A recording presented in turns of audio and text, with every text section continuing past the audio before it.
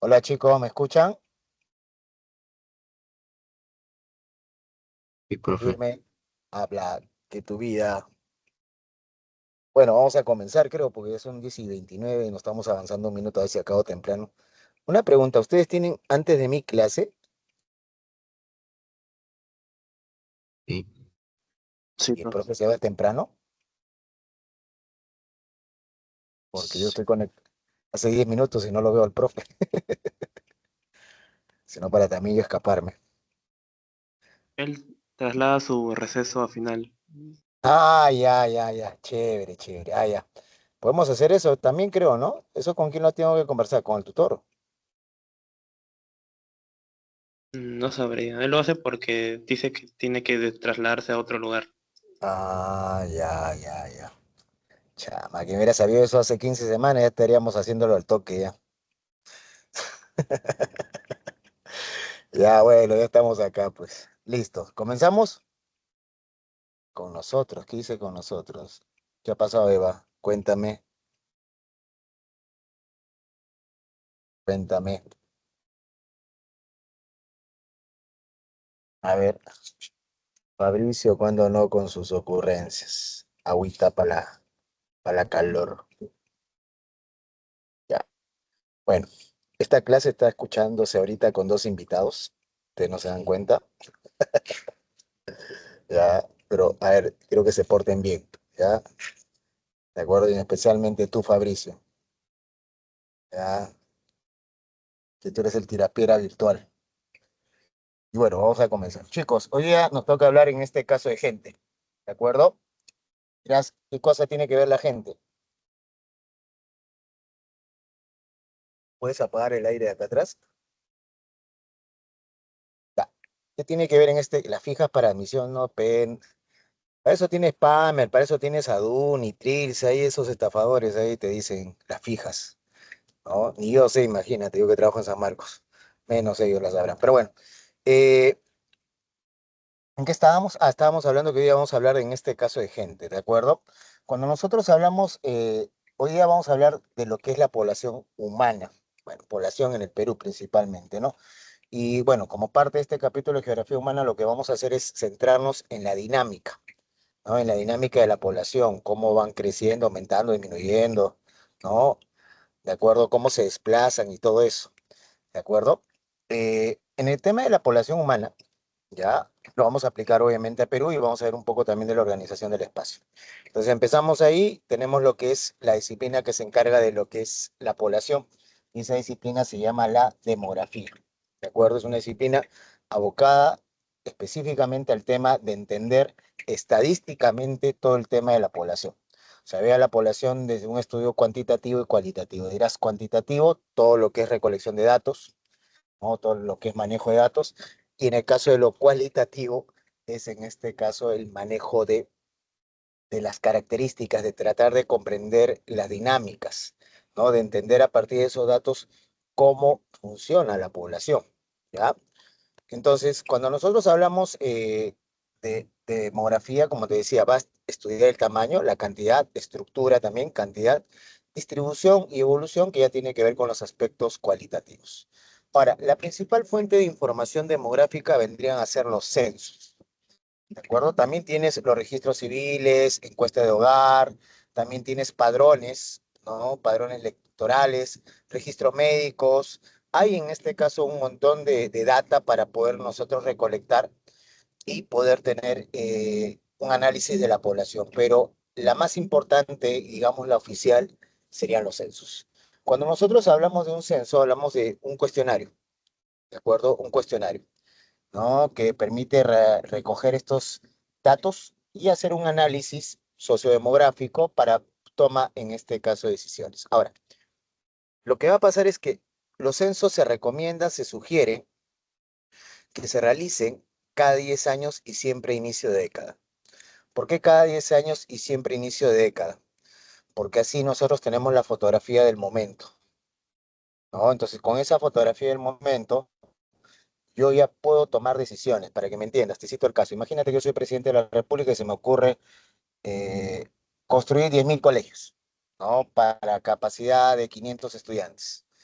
Entonces, estaríamos hablando de 10.000 por 500, ¿cuántos miles? ¿Cuántos millones serían los beneficiarios? Estamos hablando, a ver, calculen cuánto sale 10.000 por 500, ya me olvidé. 5 millones creo, ¿no? Ya, 5 millones en este caso de beneficiarios, vamos a suponer, ¿de acuerdo? Sí, ya. Entonces, ¿qué pasa? Pero si mi población en edad escolar no llega ni a los 4 millones, y lo peor que ya tengo colegios construidos, entonces, ¿para qué voy a construir 10.000? ¿Entiendes? Entonces sería una mala decisión. Entonces lo que yo tengo que hacer con la data que tengo, de cuántos están en edad escolar, cuántos colegios tengo, a partir de eso ya ver quizás el tema de destinar, no solo construir colegios, quizás tomar una decisión de capacitación a profesores, quizás subirles el sueldo o destinarlo a otro, qué cosa, esos montos a otras cosas. Por eso te digo que es una herramienta de toma de decisiones. Y es la data, como te digo, es la data oficial. Ya es la data oficial. Siempre inicio de década, cada 10 años, acuérdate, para realizar un censo.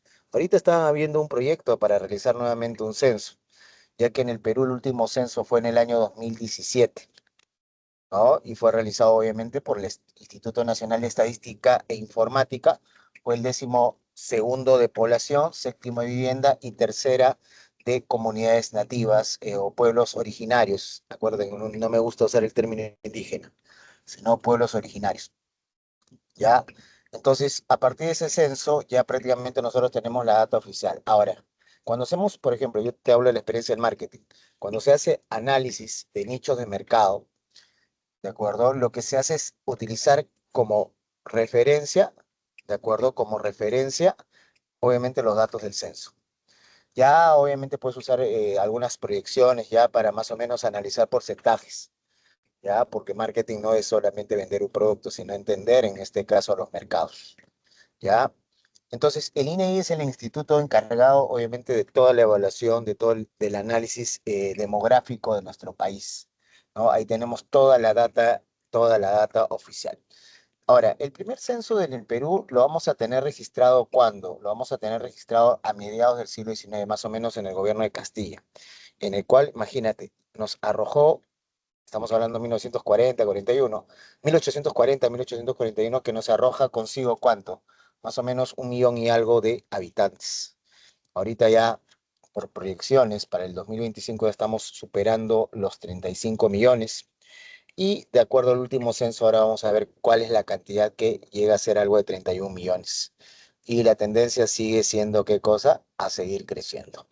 ¿Ya? ¿Preguntas, dudas sobre el tema de los censos? A ver, preguntas, dudas. ¿Está claro todo? ¿Alguna pregunta? ¿Está todo claro? Sí. Chévere. Vamos, continuamos. Ahora, dentro de los censos, como yo te decía, tenemos toda una serie de ¿qué? Toda una serie de preguntas, ¿de acuerdo? Toda una serie, en este caso, ¿de qué? De preguntas. ¿De acuerdo? Toda una serie, en este caso, de preguntas. ¿Ya? ¿De acuerdo? Entonces, ¿qué es lo que sucede?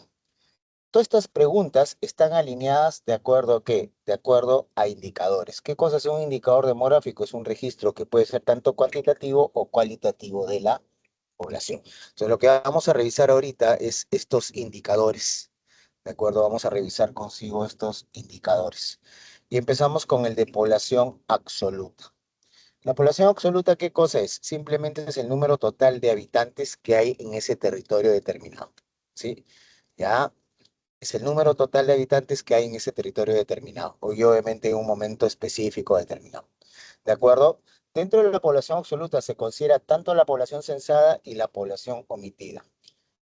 ¿Qué es la población censada? Mira, cuando se realiza un censo, se convoca pues voluntarios que van a ir de casa en casa. Depende mucho también de la metodología del censo, ¿no? Pero la metodología tradicional es que va el que te va a hacer el censo a tu casa, te dice ya cuántos son hombres, cuántas mujeres, cuánto trabajan, a qué se dedican, toda la data que obviamente está dentro del cuestionario. Ya no te puede preguntar si eres soltera, casada, si tienes agarre, no, eso no, sino todo lo que está dentro del cuestionario, ¿de acuerdo? Todo lo que está dentro del cuestionario. Pero ¿qué pasa? Lo que va a suceder es que va a haber población que por A, B motivo no se va a encontrar en el lugar, por C y D motivo, los sensores, los que hacen los censos, no llegan a esos rincones. Entonces, a eso se le considera población omitida, ¿no? ¿No? Y dentro de esta población omitida puede ser poblaciones muy alejadas, puede ser en este caso los no contactados también, también pueden ser consigo, digamos así, el tema vamos a decirlo así, ave motivo un accidente, entonces no un accidente, no necesariamente de muerte, pero otro tipo de accidente que no permitió que la persona sea censada. Entonces, todo eso representa un porcentaje y está dentro de lo que es un margen de error, ¿ya? ¿Qué es lo que pasa? En estadística, el margen de error siempre es 5%, ¿sí? Mayormente, ¿a qué zonas no llega? Por ejemplo, estamos hablando del interior de la Amazonía, es donde ahí es la cuestión más compleja, ¿sí? De ahí sigue las zonas altoandinas. Ya prácticamente la costa, toda la costa es censada, ¿no? Pero en el caso de como te decía, en la Amazonía, es de muy difícil acceso, ahí tenemos problemas. Y también con ¿qué cosa? Ahí también tenemos el tema de los no contactados, ¿no? Que son estas poblaciones originarias que no han tenido contacto con la civilización. Entonces, a 2017 nos arrojó una población de 31.237.385 habitantes. De los 884 personas fueron censadas, quedándonos un margen de casi 2 millones de no, en este caso, censados, que estamos hablando de 1.855.501 habitantes.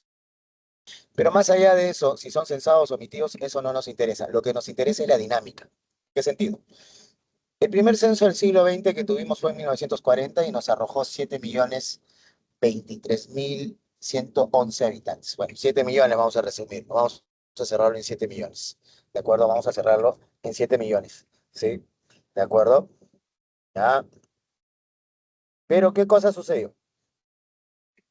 ¿Ah? ¿Qué cosa en este caso sucedió? Lo que sucedió fue lo siguiente.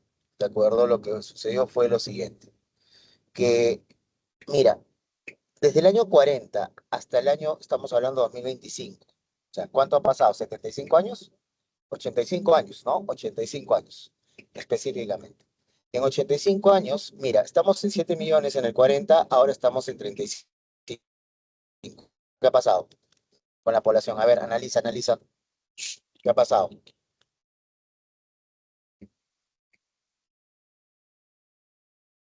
¿Qué ha pasado? ¿Subida? Obviamente ha Ha aumentado, aumentado pero ¿cuánto? P? mucho. ¿Ah? Mucho. La que te no sabe multiplicar, ¿qué pasó? ¿Más del cuádruple? Estaríamos hablando que, mira, si éramos 7 millones en el 40 y ahorita somos 2025, 35, o sea, se ha multiplicado por 5 veces, ¿no? O sea, imagínate, en 85 años. Date cuenta, mira ese crecimiento, ¿de acuerdo? Ahora, si nosotros evaluamos de 1840 a 1940, en 1840 éramos 1 millón de habitantes, acá ahorita somos ¿cuánto? En 1940 éramos 7 millones, o sea, un aumento de 7 veces, o sea, en un centenar de años, en un siglo, prácticamente se multiplicó por 7. Entonces, parece que la tendencia es hacer eso. Ahora, parece, ¿no? Porque mira, 85 años multiplicado por 5, entonces que lleguemos acá 100 años, al 2040, puede ser que lleguemos a cuánto. A ver, lleguemos a 49 millones, no creo. Fácil, estamos en este caso proyectados a algo de 40 millones de habitantes, ¿no? Y seguimos creciendo, quieras o no, seguimos creciendo, ¿de acuerdo? Entonces, mira, en esta parte del curso no está tanto el tema de que me memorizo cuánto es exactamente la cantidad. Acá lo que tú tienes que es analizar. Por eso que cuando vienen preguntas de esto, lo que te va a venir principalmente son cuadros estadísticos, con el cual tú tienes que mirar y analizar, ¿no? Y a partir de eso tienes que comenzar a inferir. Entonces no te preocupes tanto de cuánta población tiene, no sé, Iquitos, Lima, no. Tú preocúpate en analizar qué cosa, los cuadros o la información que te dan. ¿De acuerdo? Ese es tu chamba. ¿Sí? Ya, no te duermas. Vamos ahora a ver otro indicador que es la densidad poblacional o también llamado población relativa. ¿De acuerdo? Sí, la densidad poblacional en este caso, ya, de acuerdo, la densidad poblacional o en este caso también tenemos lo que sería densidad poblacional o población relativa, que simplemente es la relación que existe entre la población absoluta y el espacio que ocupa, ¿de acuerdo? Ya, entonces, ¿qué es lo que ha pasado con la densidad en los últimos 85 años? De 5,5 habitantes por kilómetro cuadrado, ahora estamos en 26 habitantes por kilómetro cuadrado.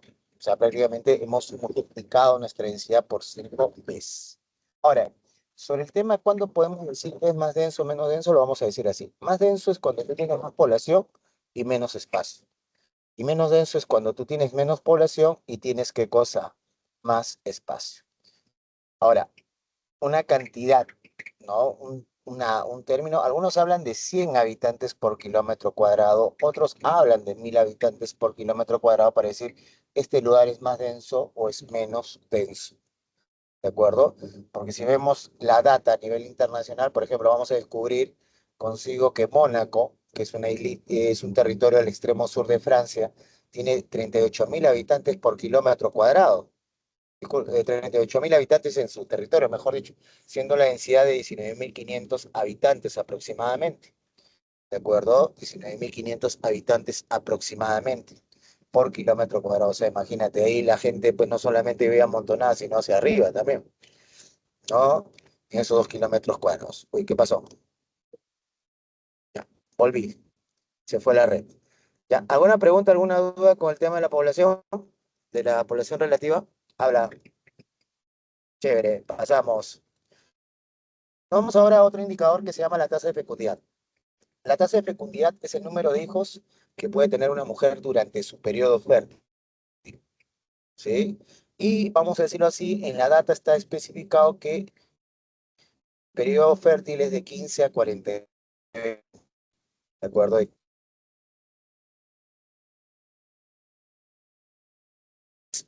Indicador para...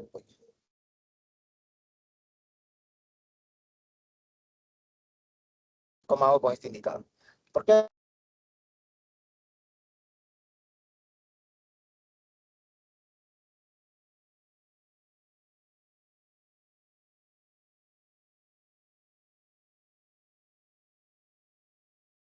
no, obviamente puede salir.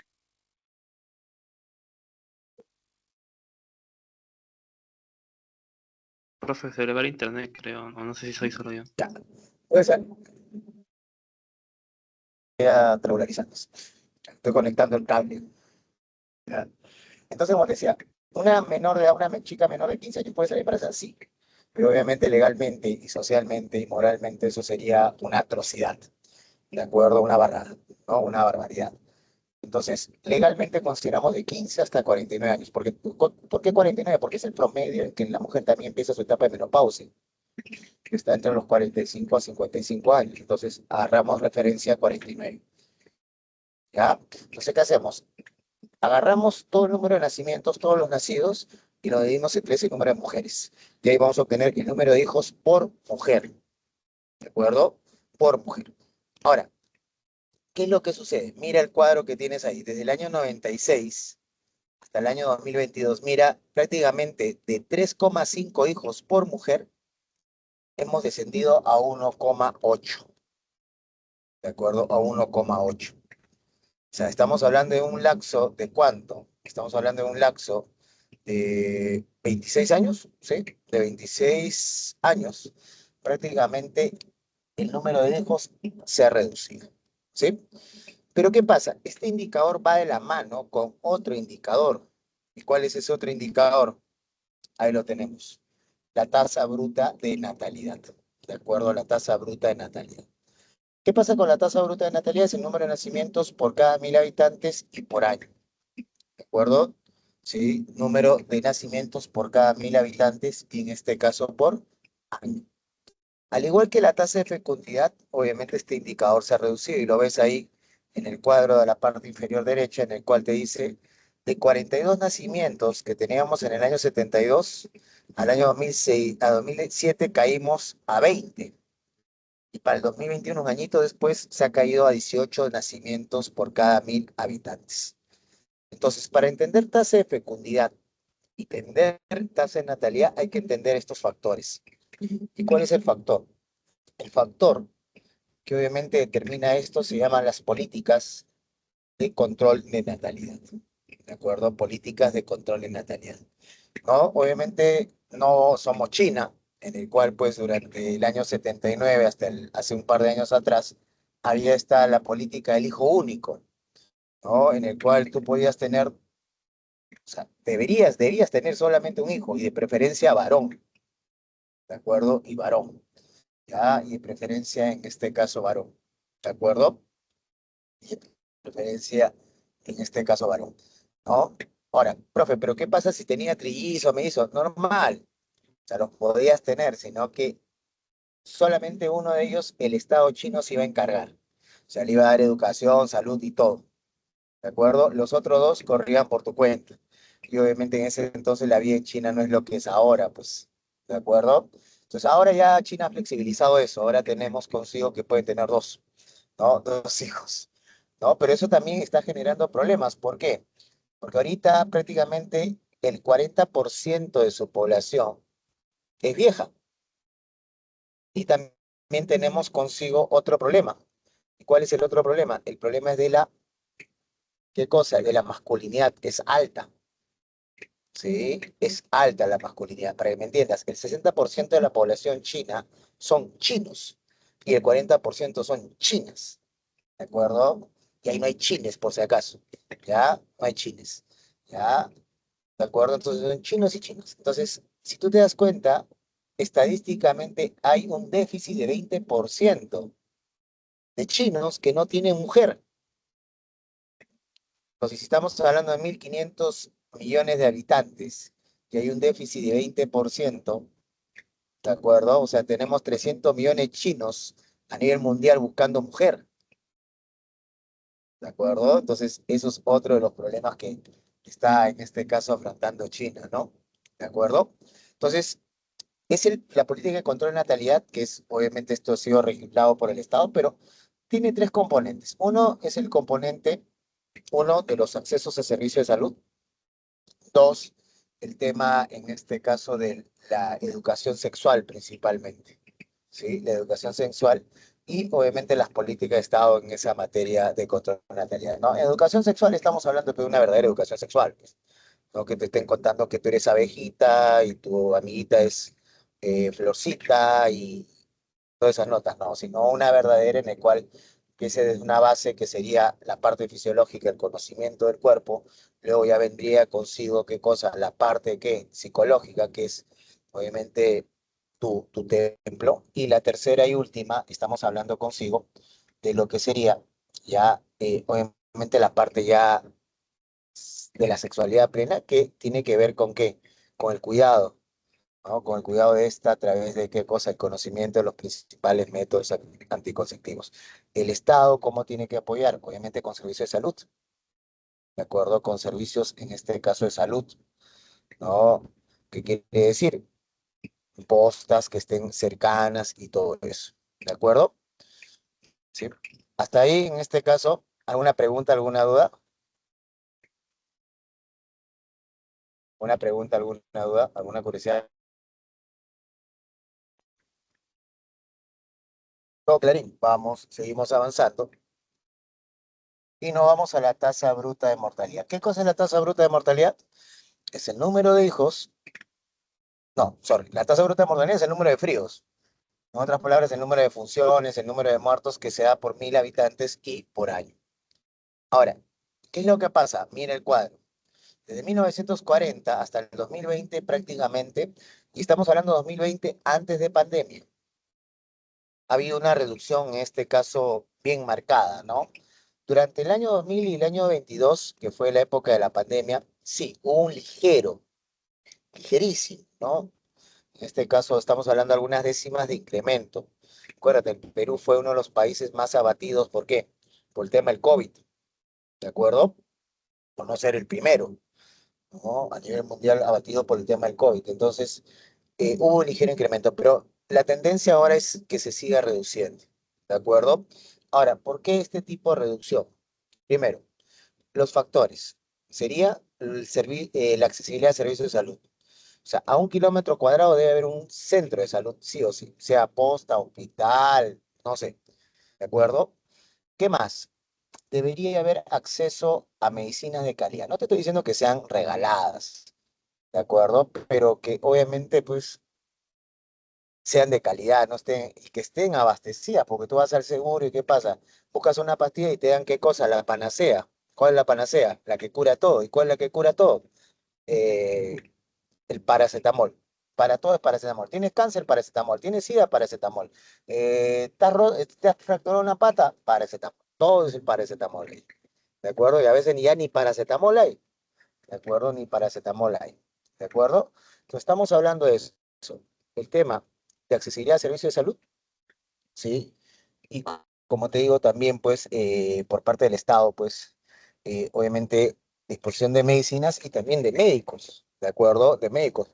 Porque las datas, obviamente, respecto ahorita a servicios de salud, imagínate, pues estamos hablando que en el Perú, por ejemplo, en estudios de salud mental, estamos hablando de un psiquiatra por 30.000 habitantes, ¿no? Bueno, en el caso de los psicólogos ha bajado, ahora son un psicólogo por 10.000 habitantes, ¿no? ¿De acuerdo? Pero igual, o sea, sigue siendo demasiado, pues, ¿no? Sigue siendo en este caso demasiado, ¿ya? Que se reduzca, ¿qué- ¿a qué te refieres ahí con que se reduzca para que sea peor o mejor para el país? A ver, detalla mejor tu pregunta, ¿ya? Mientras que Said va escribiendo, vamos hablando ahora de lo que sería otro indicador importante. Y este indicador va de la mano con quién? Va de la mano con la tasa de qué? La tasa de mortalidad. Y es la esperanza de vida. ¿Qué es la esperanza de vida? La esperanza de vida es la edad promedio que espera vivir una persona.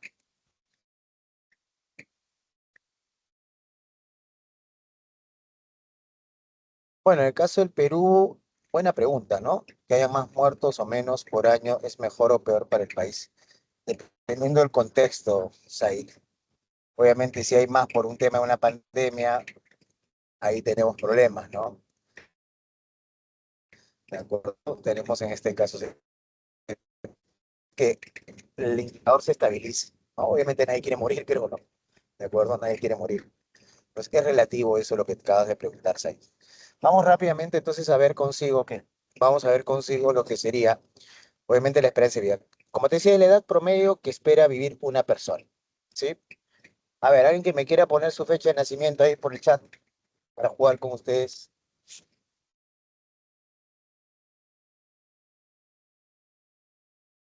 A ver, alguien que me ponga su fecha de nacimiento. Ya, pero fecha, P, no solamente año. Día, mes y año. Ya, ya, vamos a suponer que. Ahí está. Fabricio, 25 de enero del 2007. Ya. La esperanza de vida en el Perú ahorita está en 77 años.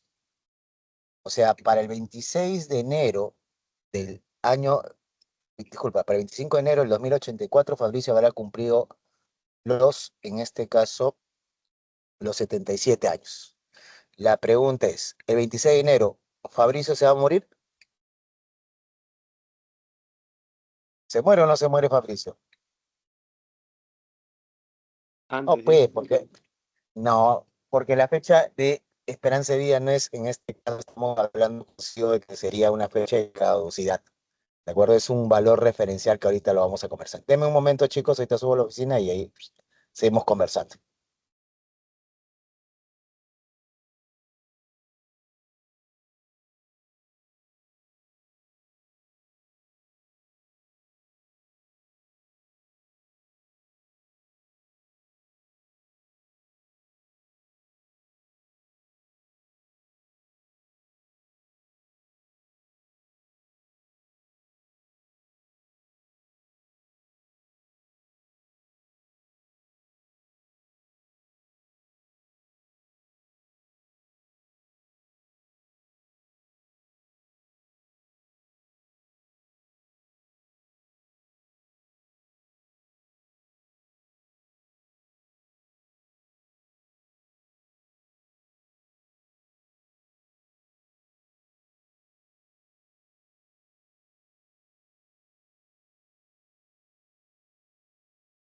Ya, ¿en qué me había quedado? Estábamos hablando de la muerte de Fabricio, creo, ¿no?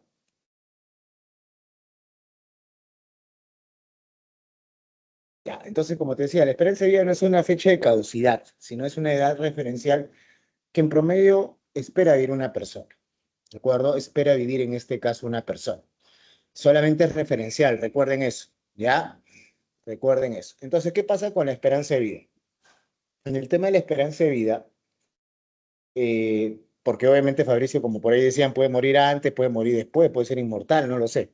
Solamente es una edad referencial, pero ese valor es importante, ¿de acuerdo? Así como el valor de la tasa de crecimiento, que ahora lo vamos a hablar, la esperanza de vida también, porque a partir de la edad uno puede ya más o menos calcular cómo vive esa población, ¿no? Y no solamente cómo vive, sino también su situación económica, ¿ya? Porque, mira, el promedio de esperanza de vida ahorita en el mundo es 77 años, y nosotros estamos ahí nomás, al medio, ¿no? Estamos ahí en el promedio. O sea, tampoco estamos tan abajo y tampoco estamos tan arriba. Tan abajo para ser un país pues ya totalmente subdesarrollado o muy arriba para ser un país altamente que, en este caso, desarrollado. Y como te digo, todo va de la mano, ¿no? Todos los factores, todos los indicadores van de la mano, ¿no? Cada uno de ellos. ¿Ya? Entonces, ¿cómo obtengo la experiencia de vida? Simplemente agarro el número de muertos, sumo el número de muertos y luego sumo, ¿qué cosa? Sus edades, ¿de acuerdo? Sí, sumo sus edades.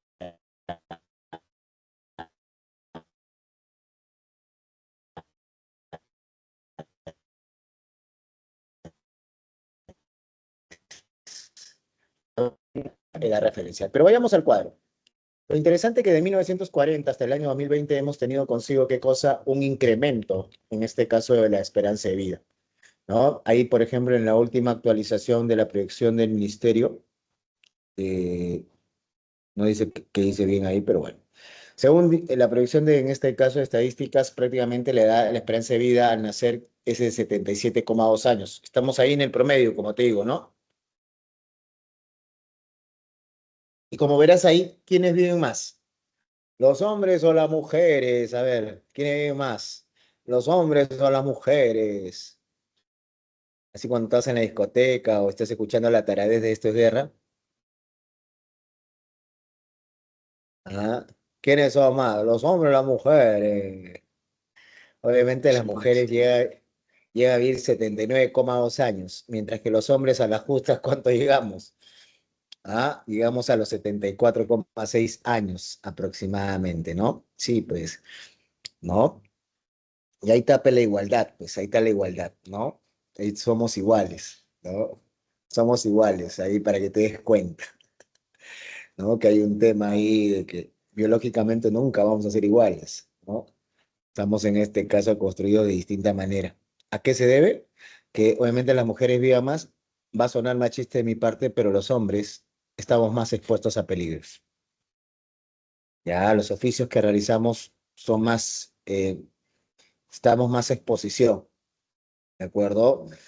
Ahora, por ahí puede salir una feminacia a decir, no, que a nosotras nos matan más. Bueno, si tú revisas estadísticamente quiénes son ahorita los más asesinados, ahorita con el tema de las extorsiones, de los asaltos, los traqueteos, quiénes son los que están más expuestos. ¿Entiendes?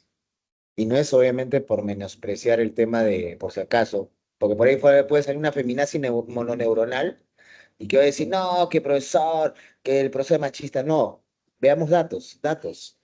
¿De acuerdo? Veamos datos y a partir de esos datos ya podemos hablar. Suena frío, como dices ahí, pero es así. ¿De acuerdo? Es así. Ya, es así. ¿De acuerdo? Muy bien, dejamos entonces y vamos a hablar de la dinámica de la población peruana. Pero antes de hablar de la dinámica de la población peruana, yo te voy a poner por el chat. ¿Qué te voy a poner por el chat? Algunas características de cómo somos los peruanos. Primero, somos un país joven, ¿sí? Somos un país joven, sí, somos jóvenes. ¿Ya? Segundo, tasa de crecimiento explosivo en retroceso. ¿Ya? Explosivo en retroceso. ¿Ya? ¿De acuerdo? En retroceso. ¿Sí? ¿Ya? A ver, por ahí han puesto marrón. Acuérdate, somos bolsita ecológica, ¿ya? Somos bolsita ecológica. Ya, sí, ¿de acuerdo? Tasa de crecimiento. A ver, ¿qué más? Bueno, edad, esperanza de vida promedio, ya lo acabamos de ver. Sí, promedio, ¿de acuerdo? Existe mayor población urbana, ya, existe mayor población urbana. Y quinto, existe equidad de sexos, de sexos, ya. Muy bien. Ahí tenemos consigo entonces todas las características, ¿de acuerdo? Ya, todas las características, ¿de acuerdo? Sí. Las características sintetizadas de lo que es, en este caso, la población peruana, ¿sí? Ahí somos un joven, no, somos un país joven, me olvidé de colocarlo ahí, ¿de acuerdo? A ver, ¿qué ha puesto ahí mi querido Luis Marc? ¿Qué emoticón ha puesto? A ver, quiero ver. Copiar, dice. Copiar, dice. No sé qué emoticón me he inventado, ¿ya? Somos en este caso un país, en este caso, joven todavía. ¿Sí? Somos un país joven, ¿sí? Tasa de crecimiento explosivo en retroceso, esperanza de vida promedio y existe mayor población urbana, así como también una equidad de sexos. Y lo vamos a ver a través de esta dinámica, ¿ya? Bueno, ya hemos hablado de la evolución de la población total, ¿no? Ya hemos visto el tema de la población absoluta y hemos visto en este caso los incrementos, ¿no? Cómo se incrementó del año 40 hasta el año 2025. ¿No? Y oficialmente, bueno, del 40 al 17, este incremento de 7 millones a 31 millones. Ahora, entre el periodo intercensal que vamos a tener entre 2007 al 2017, estamos hablando que ha habido un incremento de 3 millones de habitantes, ¿no? Si nosotros vemos los otros periodos intercensales, obviamente los incrementos entre periodos intercensales son bien elevados, ¿no? Son bien elevados, no solamente en términos absolutos, sino también en términos porcentuales. Pero vayamos a ver en este caso la dinámica de la población por región. A ver, ¿qué ven en el cuadro?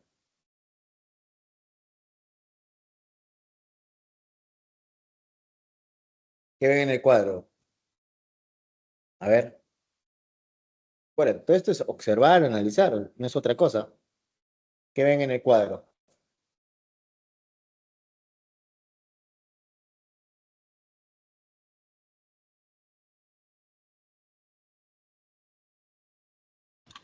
Ha disminuido en la sierra.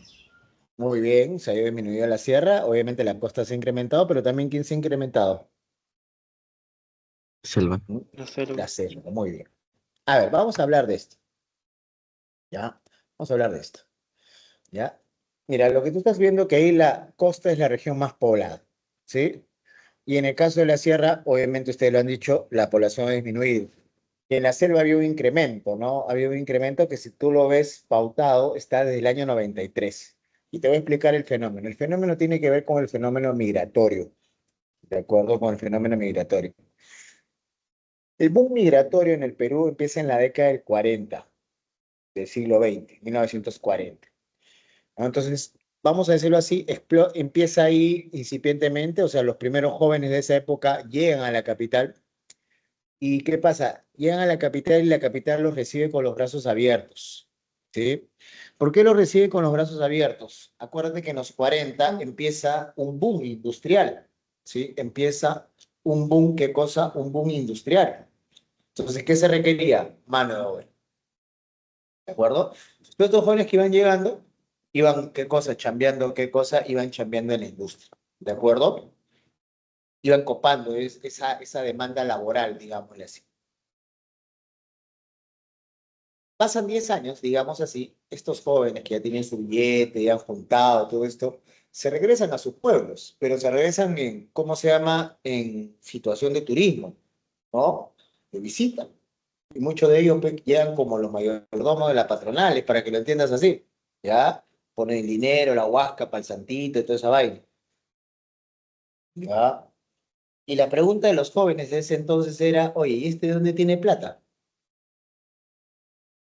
Si no trabaja en la tierra, no es dueño de tierras, como tiene plata. Entonces, la respuesta, ¿cuál era? Se fue a la ciudad. Durante los años 50 y 60 se da un fenómeno social, demográfico que se llama el huaico urbano. ¿A qué se refiere con el huaico urbano? Que entre los años 50 y los años 60, la gente empieza a bajar de la zona andina en Mancho, ¿de acuerdo? En Mancho, ¿sí? Empieza a bajar en este caso en Mancho, en manada, ¿sí? Pero ¿qué pasa? Ciudades, por ejemplo, en el caso de Lima ya colapsa. No puede en este caso soportar más gente, ¿ya? No puede soportar más gente. Entonces, ¿qué cosa va a suceder? Dime, ¿qué cosa va a suceder? Obviamente, la ciudad va a empezar a crecer. Para que te des cuenta, Lima en el año 40 era, para que entiendas lo que era Lima, Lima metropolitana, lo que nosotros conocemos ahora, era el casco histórico. Era desde la Plaza de Mayo, todo Alfonso Ugarte, Plaza Bolognesi, subías por Plaza Grau, ¿de acuerdo? Por Plaza Grau, llegabas hasta la avenida Bancay, ibas toda Bancay hasta el río Rímac, retornabas, ¿qué cosa? Retornabas por la avenida Tacna, y obviamente ahí con 2 de Mayo, ¿no? Todo eso era Lima, Lima urbana en ese entonces. Entonces, cuando empieza a ver el fenómeno migratorio de los 50 y 60, obviamente, ¿qué pasa? Una de las primeras barriadas que se va a formar va a ser la Victoria, ¿no? Donde lo que también vamos a conocerlo como el barrio obrero, en el cual esos migrantes de los años 40, de los 50 empiezan a ocupar esas viviendas, ¿de acuerdo? Pero sigue creciendo, ¿ya? Empiezan a haber otras barriadas ya para los 60 que comienzan a aparecer en el cono sur, como también en la zona norte, ¿no? En la zona norte, San Martín de Porres, en la zona sur, y vamos a tener San Juan de qué cosa, de Miraflores. Llegamos a los años 70, ¿y cuál es la causal en este caso de que, digamos así, digámoslo así, en los años 60, en los años 70, siga dándose el fenómeno migratorio? ¿Y la causal cuál iba a ser? ¿De acuerdo? La causal cuál iba a ser. ¿Ah? ¿Cuál iba a ser la causal? La causal iba a ser la reforma agraria. ¿Sí? Eso que muchos aplauden, pero que fue una burrada. Y no es por defender al latifundista, no es por defender al oligarca, por si acaso, ¿no? Al gamonal y todas esas estupideces de ese rollo mononeuronal, sino que fue mal elaborada. O sea, lo único que se dedicó a la reforma era quitarle la tierra a toda esa gente, dársela al campesino, pero ya ahí.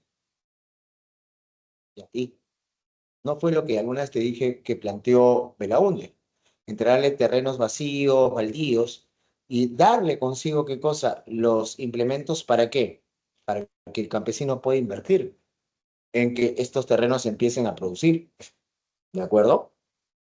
Entonces, eso es lo que va en este caso a suceder, ¿de acuerdo? Eso es lo que va en este caso a suceder, ¿no? Entonces, obviamente, Velasco simplemente le quitó por joder a los gamonales, a los latifundistas, que bueno, en parte está bien, pero ¿qué pasó? Se le entrega al campesino que uno no tenía una cartera de clientes, no sabía de manejo administrativo, a la justa, ¿qué cosa?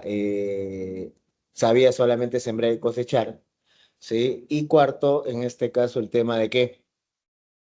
El tema de su producción muy baja, ¿no? Entonces, todo eso confluyó en qué cosa, en que el campesino al final termine vendiendo esas tierras y con ese billete se venga a la ciudad.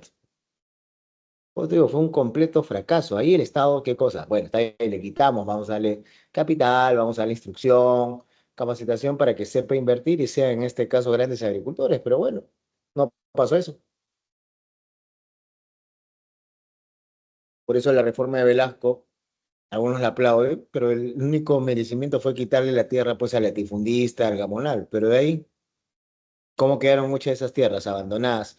Muchas de esas tierras, como te digo, antes de ser abandonadas, ¿qué hacían estos campesinos? Se lo vendían al antiguo dueño. Y obviamente por un sencillo. Y con ese sencillo se venían ¿a dónde? A la ciudad.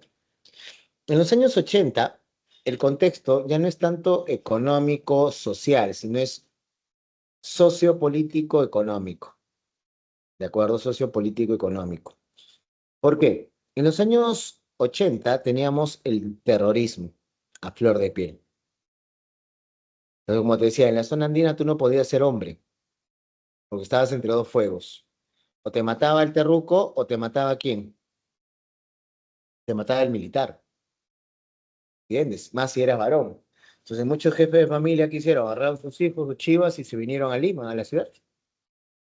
¿Entiendes? Se vinieron en este caso a la ciudad. ¿Ya? ¿Qué más tenemos? Tenemos también en los 90. En los 90 como que sigue avanzando, se normaliza el crecimiento y en el año 2000 se estanca, ¿de acuerdo?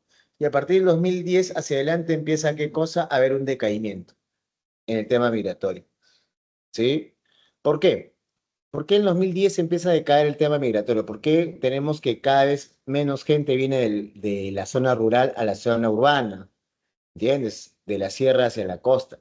Porque ahora con el tema de 2000 hacia adelante tenemos el tema de la descentralización. Pero no solamente la descentralización estatal, sino la descentralización privada. Ahora tú te vas a Huancayo, te vas a Piura, Ica, y todos tienen su shopping center, su mall. ¿Entiendes? Todos tienen en este caso su mall, ¿no? Entonces no tienen nada que enviarle a Lima. Ya no tienen que venir de provincia a estudiar a la capital, a menos que seas un obsesivo por San Marcos, un apasionado, ahí ya bueno, se entiende, ¿no? ¿De acuerdo? Pero ya no, pues, porque ahora ya tienes qué cosa, tienes consigo qué, tienes en tu provincia, tienes consigo qué cosa tienes consigo. Habla, tienes consigo el tema de lo que sería universidades. O sea, ya todo está desconcentrado. Obviamente empezó con una iniciativa privada y obviamente el Estado está tratando de eso, pero como te digo, el tema de la gestión regional, gestión local, ya ese es el problema, pues. En otras palabras, a la bestia que elige, pues, ¿no? Que obviamente no sabe gestionar, ¿sí?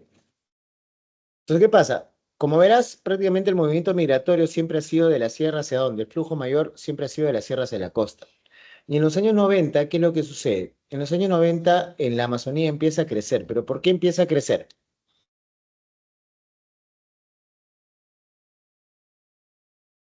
¿Por qué empieza a crecer el flujo migratorio hacia la selva en los 90?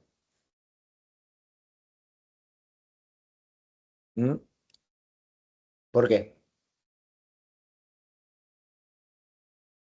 ¿Mm? Empieza a retroceder.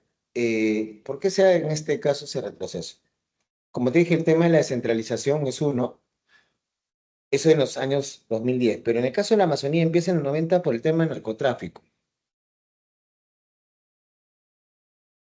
Sí, suena duro, pero es la verdad, ¿no? ¿Por qué? Obviamente los narcotraficantes que necesitaban campesinos para sembrar, cosechar y sembrar y cosechar la coca, ¿entiendes? Entonces muchos empiezan a qué cosa, a migrar a ver la selva como una cuna de qué, una cuna de oportunidades, ¿de acuerdo? Una cuna de oportunidades. Bueno, sigue creciendo, ¿no? Sigue creciendo nuestra Amazonía. Listos, pasamos al siguiente cuadro. ¿Alguna pregunta, alguna duda hasta ahí? ¿Preguntas, dudas, curiosidades hasta ahí? Todo claro, muy bien. Seguimos.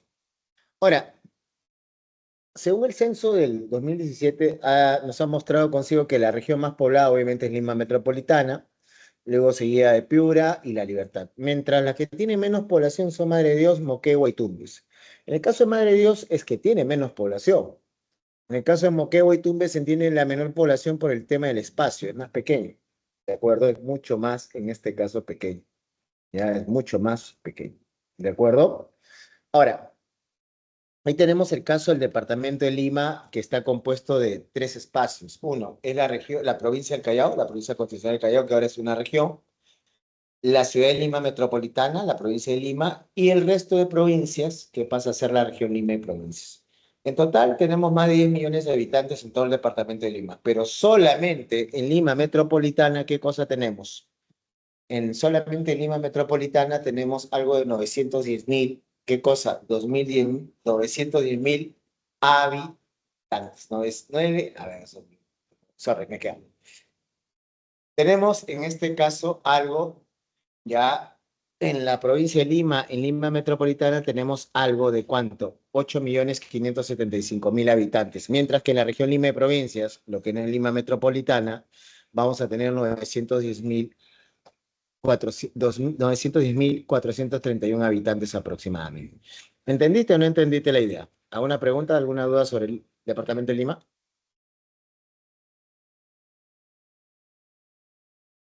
¿Alguna pregunta, alguna duda sobre Lima?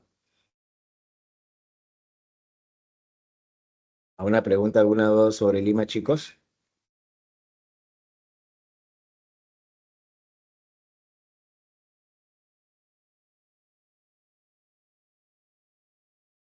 Ninguna pregunta, ninguna duda sobre el lema. ¿Está claro todo sobre la población? Bueno, seguimos.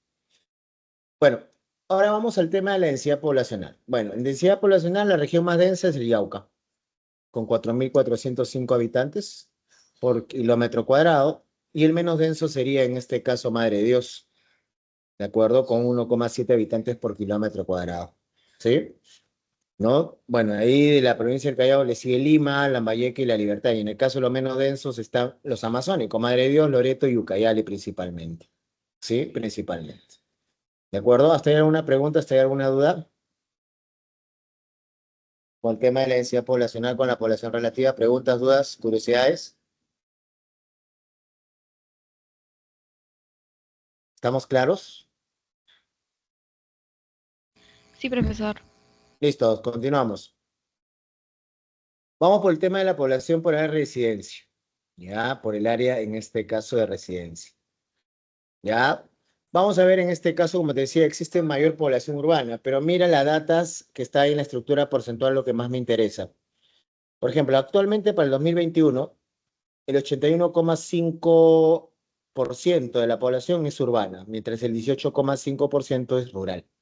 Si nosotros vemos el año 2017, vamos a ver consigo que la población urbana representaba el 82,4%, mientras que la población rural el 17,6%, ¿no? Ahora, si tú ves anteriormente, antiguamente, la relación era 40, 35, 65, o sea, 35 era urbana y 65 era rural. Pero ¿por qué se ha dado este cambio tan rápido, tan inmediato? Como te digo, son los movimientos migratorios del campo a la ciudad, ¿de acuerdo? Del campo a la ciudad. ¿Estamos claros hasta ahí? ¿Alguna pregunta?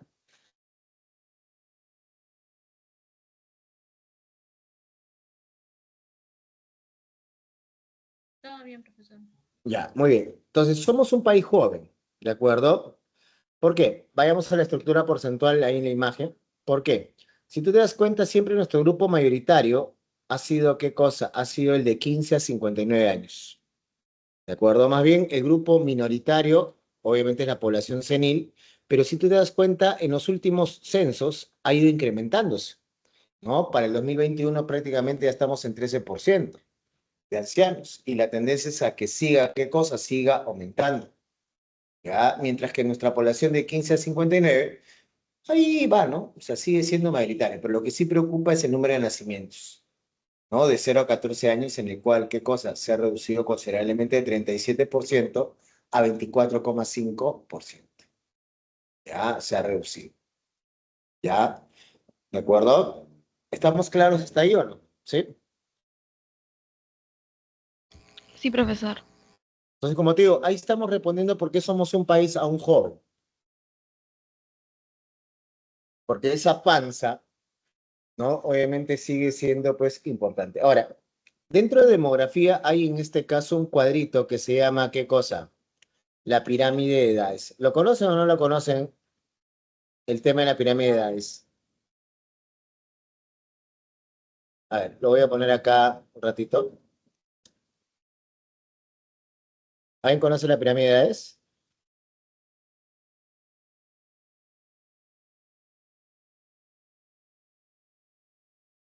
Bueno, la pirámide de edades es este gráfico, lo voy a poner acá, ¿de acuerdo? Es este gráfico que va a mostrar tres variables muy importantes. En los costados, si eres hombre, si eres mujer, ¿de acuerdo? Y obviamente, ¿qué cosa? En los rangos inferiores, la cantidad de hombres, la cantidad de mujeres. Y en el rango del medio, tú vas a poner ahí los rangos de edades, ¿sí? De qué edad a qué edad comprende, como ves ahí. Como te das cuenta, esta pirámide de acá que estoy marcando es una pirámide de crecimiento que natural, ¿de acuerdo? Es una pirámide de crecimiento natural. Mientras que ahorita nuestra pirámide, ¿cómo está? ¿Ah? Nuestra pirámide está haciendo así. ¿Qué quiere decir? De 0 a 15 se va reduciendo y obviamente el grupo mayoritario sigue aumentando, ¿no? Sigue en este caso aumentando. ¿De acuerdo, chicos? ¿Hasta hay alguna pregunta? ¿Hasta hay alguna duda? ¿Una pregunta? ¿Ninguna duda? ¿Preguntas, dudas, curiosidades? ¿Está claro? ¿Sí? Todo claro, profe. Chévere. Vamos a tomarnos un break de 15 minutos, ¿sí? De 15 minutazos y retomamos en este caso con más características de la población peruana, así como obviamente ya vemos cívica que nos toca hablar de los órganos constitucionales autónomos. Ahí no vidrios. Chao.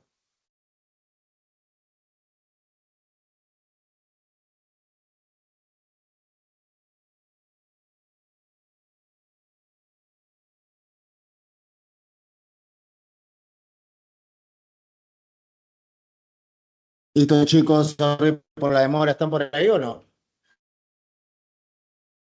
Sí, profe. Cinta, Cambiamos de tema, está. un ratito. Muy bien. Continuamos. ¿En qué nos quedamos? A ver, hágame recordar.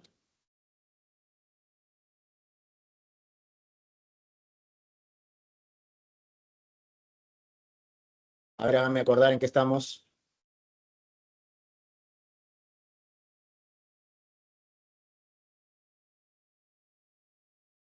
¿En qué nos quedamos? Quedamos por grupos de edad. Como decía, este cuadro nos permite evaluar cada vez más angosta, ¿no? ¿Qué quiere decir? Que cada vez hay menos nacimientos, cada vez tenemos menos gente en la base. Por suerte, todavía el colchón está en el grupo de 15 a 60 a 60. Obviamente va a seguir, ¿qué cosa? Va a seguir en este caso aumentando, ¿no? Va a seguir en este caso aumentando, ¿no? Bueno, ahí tenemos ahora la población por sexo, como te digo, es una equidad de sexos, ¿no? Había un viejo mito de cantina, ¿de acuerdo? Que decía que por cada hombre había 6 mujeres y uno de yapa, ¿de acuerdo? Sí, pero ¿qué cosa sucede? Pero lo que nosotros vamos a tener ahí es lo siguiente. ¿Qué cosa vamos a tener? Que prácticamente, estadísticamente, la tendencia desde el año 93 siempre ha sido pareja, ¿no? ¿Qué quiere decir? Siempre ha habido por cada hombre una mujer o una mujer un hombre, ¿de acuerdo? Y lo vemos estadísticamente en el cual en el último censo, ¿qué cosa tenemos? ¿De acuerdo? ¿Ya? En el cual nosotros tenemos que hombres son 49,2% y 58,8% son, en este caso, mujeres. Ahora, como dato, estás viendo ahí que el departamento de Madre de Dios es el departamento de la región con mayor índice de masculinidad, ¿de acuerdo? Con mayor índice, en este caso, de masculinidad, ¿ya? O sea, tiene más varones, ¿no? Entonces, ese es uno, ¿no? Y bueno, si hablamos de índice de feminidad, estaríamos hablando de posibles causas en el caso de Madre de Dios. Bueno, como es un ambiente muy amplio, inhóspito, entonces obviamente como que los hombres entran ahí a tallar, ¿no? Aparte también tienes el tema de las mineras ilegales, que es otro drama que se vive ahí, en el cual los mononeuronales nunca hablan, ¿no? ¿De acuerdo? Y en el caso de Ayacucho, obviamente todavía sigue arrastrando el tema de qué? Sigue arrastrando el tema del terrorismo, ¿no? Dado que obviamente durante los años 80 al año 2000 prácticamente los hombres eran sacrificados, ¿no? Eran asesinados, ¿no? Por las huestes, en este caso, de los movimientos terroristas, así como parte del ejército también, ¿de acuerdo? Entonces prácticamente generó una disminución de la población masculina, no solamente por muerte, sino también por desapariciones, ¿no? Inmigraciones, ¿de acuerdo? Inmigraciones. ¿Está claro hasta ahí o no? ¿De acuerdo? ¿Estamos claros hasta ahí o no? Así que si te ocurre trampear y tú le quieres poner hacia tu germa ya te va a hacer así. Acuérdate de eso. ¿Ya? ¿No? Justo para el día del amor. ¿Seguimos? ¿Seguimos? Ahora vamos a este indicador que es el indicador más importante de todos. ¿De acuerdo? Que es la tasa de crecimiento poblacional. ¿Por qué? La tasa de crecimiento poblacional es el indicador que nos muestra el incremento real de la población. ¿De acuerdo? Nos muestra el incremento real de qué? En este caso de la población. ¿De acuerdo? Nos muestra el incremento real, en este caso, de la población. ¿De acuerdo? Nos muestra el incremento real de la población. Cómo vamos avanzando, cómo se va, en este caso, ¿qué? Reduciendo, ¿no? Cómo va avanzando, cómo va creciendo, cómo se va, en este caso, ¿qué? Reduciendo. ¿De acuerdo? Eso es lo que va a suceder con qué? Con esta tasa de crecimiento. ¿De acuerdo? Con esta tasa de crecimiento. ¿Ya? Ahora, ¿qué es lo que va a pasar? ¿Qué pasa con la tasa, en este caso, de crecimiento? Antiguamente teníamos la tasa de crecimiento vegetativo, que simplemente era la diferencia entre nacimientos con muertes, ¿no? ¿Cuántos nacían, cuántos morían? Y a partir de la diferencia se establecía un porcentaje de lo que era la población, y eso era la tasa de crecimiento. Pero a mediados del siglo XX la dinámica cambia, porque ya no solamente dentro del espacio es los que nacen y se mueren, sino los que entran y salen. Es decir, se le ha sumado consigo las tasas de migraciones. Por eso que la fórmula, tú la vas a tener ahí, tasa de crecimiento real es igual a la diferencia entre la tasa de natalidad con la tasa de mortalidad, le sumamos los que ingresan al país con la diferencia de los que salen del país, ¿de acuerdo? De los que salen en este caso del país. Ahora, como verás ahí, ¿qué cosa tienes? Como verás ahí, ¿qué pasa con la tasa de crecimiento? Obviamente ha ido variando, ¿sí? En el Perú. Pero si tú ves el cuadro, ¿qué cosa vas a encontrar ahí en el cuadro? A ver, ¿qué cosa ves? A ver, dime, ¿qué cosa ves en el cuadro? ¿Ah? ¿Qué cosa ves en este caso en el cuadro? A ver, ¿qué cosa ves en el cuadro? A ver, alguien que me diga. ¿Mm? A ver, alguien que me diga qué cosa ven en el cuadro con la tasa de crecimiento. Ha disminuido. ¿Ah? ¿Cómo, Que ha cómo? disminuido. Que Muy ha bien, ha disminuido. disminuido y ha disminuido en este caso considerablemente. ¿De acuerdo? Ha disminuido en este caso considerablemente. ¿De acuerdo? Sí, ya ha disminuido en este caso considerablemente. ¿De acuerdo? Disminuido en este caso considerablemente. Ahora, por eso que había dentro de las características, si ven en el chat, decía tasa de crecimiento en retroceso, tasa de crecimiento explosivo en retroceso. ¿Por qué? Miren bien y díganme en qué periodo intercensal, ¿de acuerdo? ¿En qué periodo intercensal vemos consigo que hay un disparo? ¿Entre qué años? A ver.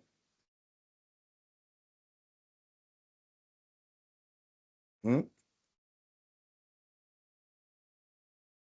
A ver, ¿en qué años vemos en este caso, en qué periodo podemos apreciar consigo que hay un disparo? A Del ver, 71 hasta el 72. muy bien. Ese es el periodo en este caso de explosión. ¿Qué cosa? Explosión en este caso demográfica. ¿Sí? Es el periodo de explosión en este caso demográfica. ¿De acuerdo?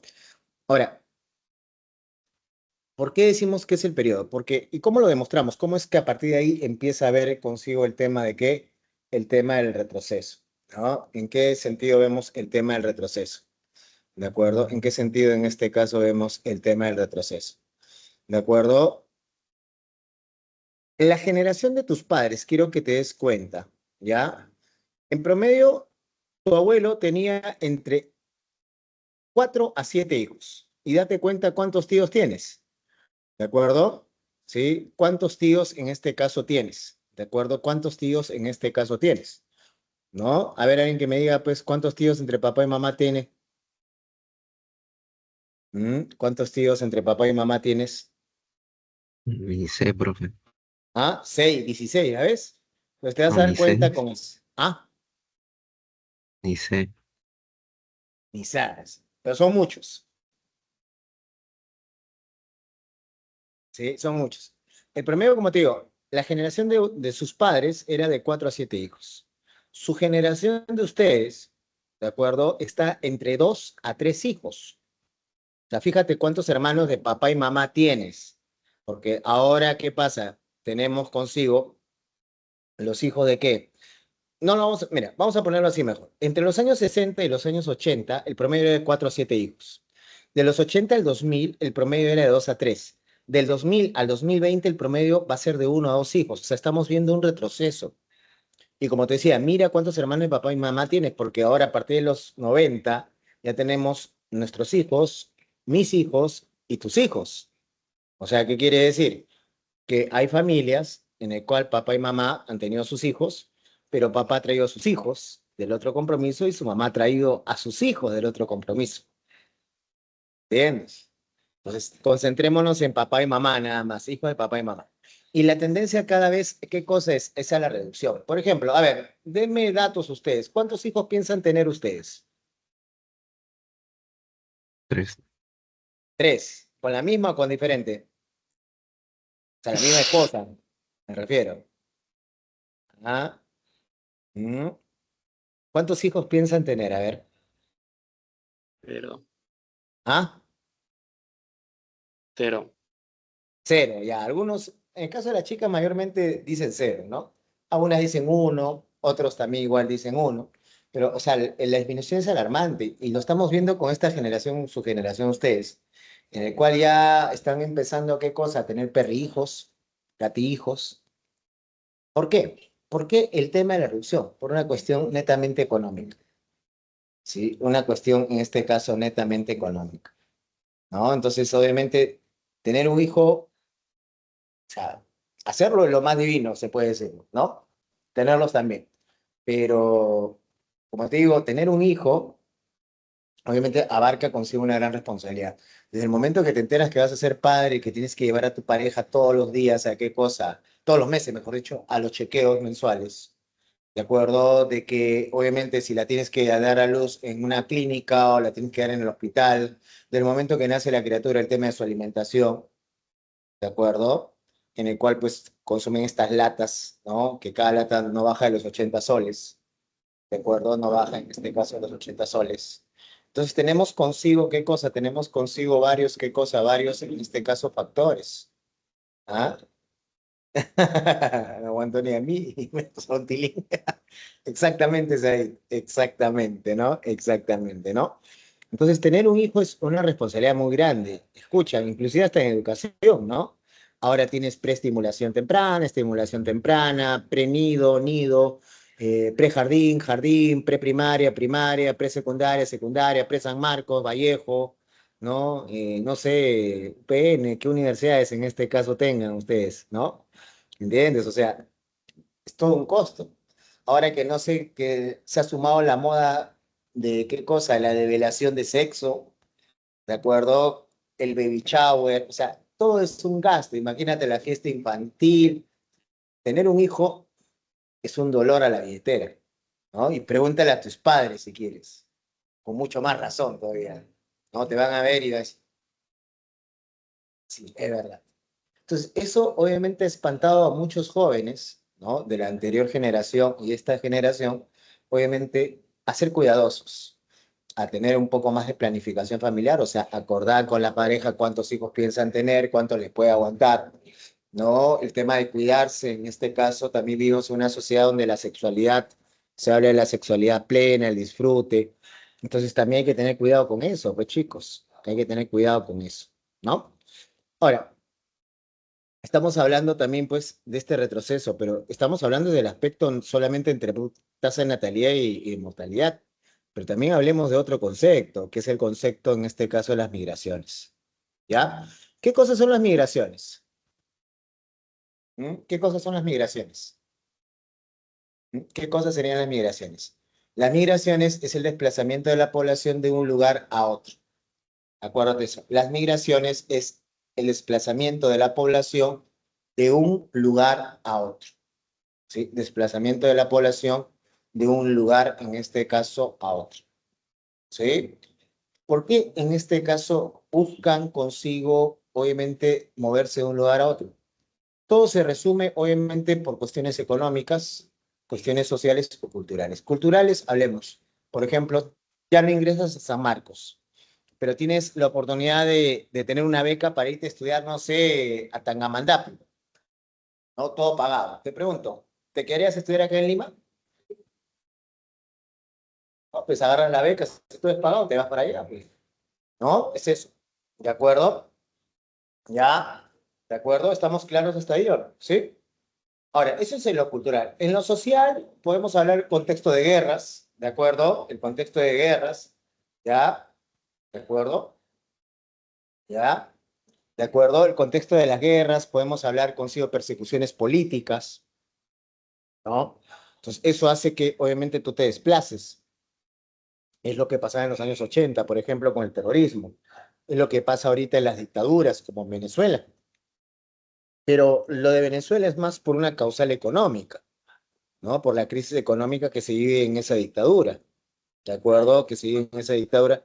que ha hecho que desde el año 2017 tengamos este fenómeno migratorio venezolano, no solamente a nivel de Perú, estamos hablando a nivel latinoamericano, ¿no? Y que ahora con la entrada de Mr. Trump, prácticamente esto va a agudizar el problema. ¿Por qué? Con el tema de las, ¿cómo se llama?, deportaciones, estos venezolanos, ¿a dónde van a terminar? Lo peor que en su país no los quieren ni siquiera recibir, ¿entiendes? ¿De acuerdo? No los quieren en este caso ni recibir. Entonces, ¿cómo hacemos ahí? ¿No? Bien, entonces obviamente eso es muy, muy, muy peligroso lo que vamos a tener. ¿De acuerdo? Bueno, como te digo, las causas económicas obviamente es la mejor búsqueda de mejores condiciones de vida, de empleo e ingresos. También puede ser los desastres naturales, eso es una causa natural, o sea, hay un terremoto, una inundación, un hueco ha bloqueado, ha desaparecido todo tu lugar, entonces no te vas a quedar a seguir viviendo esperando el siguiente hueco, el siguiente terremoto, entonces tienes que mudarte. ¿De acuerdo? Obviamente esto va amarrado, la siguiente causa también amarrado a lo que sería el tema económico, que algunas regiones por el crecimiento económico se vuelven atractivas. Entonces la gente, ¿qué cosa? Decide mudarse, ¿no? Y como te digo, en lo social, terrorismo, los conflictos sociales, las persecuciones políticas, entre otros. Hay dos tipos de migraciones. Tenemos la migración interna y la migración, ¿qué cosa? Externa. ¿Sí? La migración interna y la migración externa. ¿Cuál es la diferencia de la migración interna? ¿Ah? El criterio para clasificarlo es el tiempo de permanencia.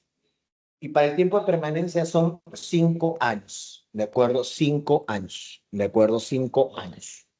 ¿Ya? Entonces, ahí tienes el migrante reciente y el migrante toda la vida. A ver, voy a hacer una pregunta y alguien que me conteste acá por el chat. Alguien, ¿de acuerdo? Alguien que sea de provincia y esté viviendo en otro lugar que no sea su provincia. A ver, alguien que escriba. Alguien nacido en provincia, pero que esté viviendo en otro lugar. ¿Mm? A ver, alguien. Todos son de Lima, limeñitos, privilegiados, privilegiados color chaufa. Esas estupideces que hablan los mononeuronales ahí. ¿Sí? Todos son de Lima, ya. Imagínate una persona. Vamos a suponer Fabricio. De ahí vamos a agarrarlas ahí. Fabricio nació en Trujillo. ¿De acuerdo? Nació en Trujillo. Pero ¿qué pasa? Nace en Trujillo, pero ¿qué es lo que sucede con Fabricio? ¿De acuerdo? ¿Qué pasa con Fabricio? Se muda a Lima. ¿De acuerdo? Se muda a Lima por el contexto que quiere ingresar a San Marcos. Ya va 2 años postulando. ¿De acuerdo? Y este último examen de admisión es clave. Pregunta, Fabricio, para nosotros, ¿qué cosa es? ¿Un migrante reciente o un migrante de toda la vida? A ver, ¿es un migrante reciente o un migrante de toda la vida? Reciente. ¿Te escucho? Reciente. Reciente, exactamente, porque está un periodo menor de 5 años. Entonces, ¿qué pasa con Fabricio en esta situación? Él todavía tiene la posibilidad de retorno a su lugar de origen. ¿Entiendes? O sea, de una u otra manera el vínculo todavía sigue con el lugar de origen. ¿Entiendes? ¿Ya? ¿De acuerdo? Ya, Xiomarita. ¿En qué provincia está Xiomarita? Cuéntame.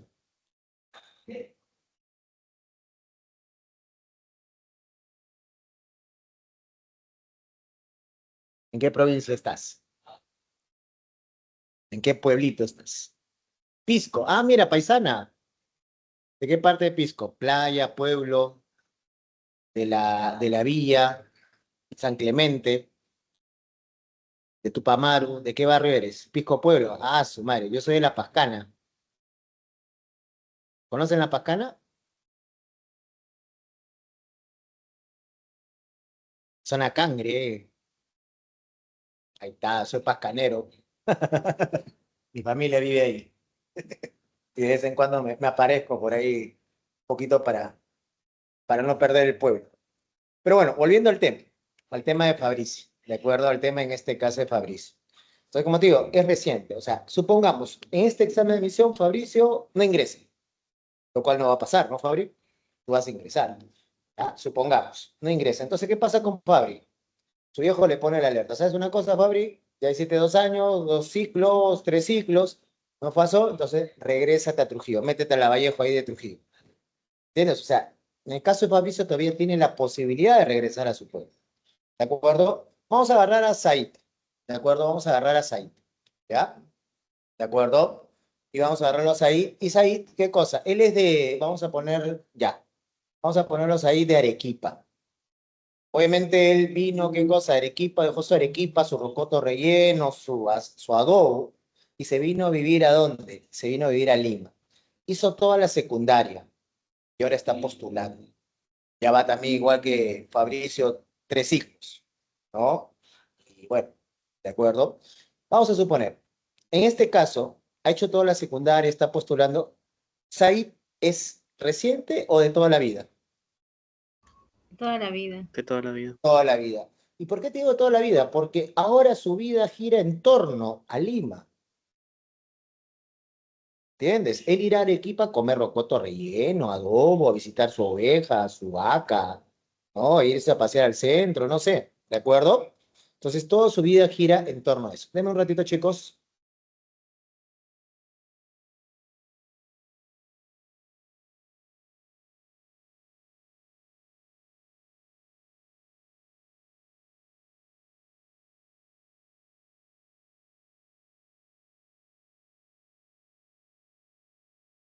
Entonces, eso es lo que va a suceder pues, con Said, ¿no?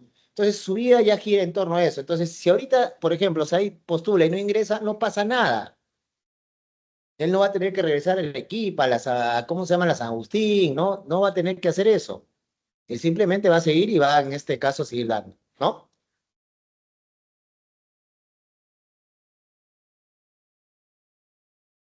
A ver, ¿qué me estás escribiendo? Me dice, pero solo es el nombre que se le da o también hay algunos privilegios, por así decirlo. ¿A qué te refieres ahí con el tema del reciente toda la vida? A ver, que supongo que por ahí va la pregunta.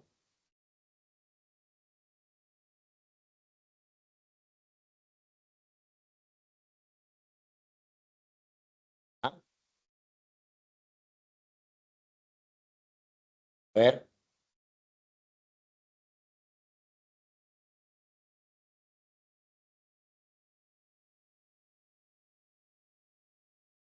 a ver, ¿cuál es tu pregunta, Said? Ya, los privilegios, como te digo, no es que haya un privilegio, sino que son condiciones. Como te decía, en el reciente tienes la posibilidad de retornar a tu pueblo aún, ¿de acuerdo? En cambio, en toda la vida, tu vida gira ahora en torno al nuevo lugar, ¿no? O sea, como te decía, has hecho secundaria, estás postulando, entonces ahora tu grupo de amigos son de acá, de Lima, ¿no? O sea, tú ya conoces más Lima que Arequipa, ¿entiendes? Esa es la única diferencia, ¿no? Que vamos a tener entre el reciente y toda la vida. Vayamos a las externas. Y en el caso de las externas, vayamos a ver consigo lo siguiente, ¿de acuerdo? Que acá es más que todo por desplazamiento. El desplazamiento se puede hablar de la emigración cuando la persona sale de su país y la inmigración es cuando una persona ingresa a nuestro país, ¿de acuerdo? Ingresa en este caso a nuestro país. Por ejemplo, para nosotros, los chamos, ¿qué cosas son? ¿Emigrantes o inmigrantes? Los chamos. Inmigrantes. Inmigrantes, exactamente. Ellos han ingresado a nuestro país. En cambio, para nosotros, el peruano que como ves en la imagen se va a España, para nosotros, ¿qué cosa es? Un emigrante, ha salido de nuestro país. ¿De acuerdo? Ha salido de nuestro país. ¿Ya? Entonces, vamos a ver en el caso de la migración externa, ¿qué es lo que sucede?